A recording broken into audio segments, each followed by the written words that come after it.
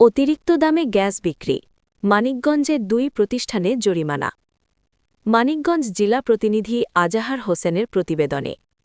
জাতীয় ভোক্তা অধিকার সংরক্ষণ অধিদপ্তরের মানিকগঞ্জ জেলা কার্যালয়ের অভিযানে কৃত্রিম গ্যাস সংকট সৃষ্টি করে সরকার নির্ধারিত মূল্যের চেয়ে অতিরিক্ত দামে সিলিন্ডার গ্যাস বিক্রির দায়ে ২ ডিলার প্রতিষ্ঠানকে মোট ১ লাখ টাকা জরিমানা করা হয়েছে।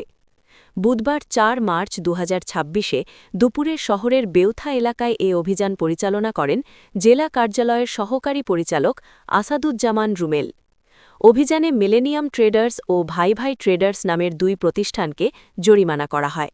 জানা যায়, সরকার নির্ধারিত প্রতি সিলিন্ডার গ্যাসের মূল্য ১,৩৫৬ টাকা হলেও কিছু অসাধু ব্যবসায়ী তা ১,৭৫০ থেকে ১,৮০০ টাকায় বিক্রি করছিলেন। এমন অভিযোগের ভিত্তিতেই অভিযান পরিচালনা করা হয়।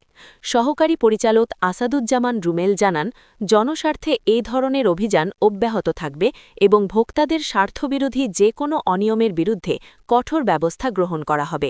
ভোক্তা অধিকার আইনে ১ লাখ টাকা জরিমানা করা হয়েছে এবং সতর্ক করা হয়েছে যেন রাখবো। আমাদের অভিযান অব্যাহত থাকবে।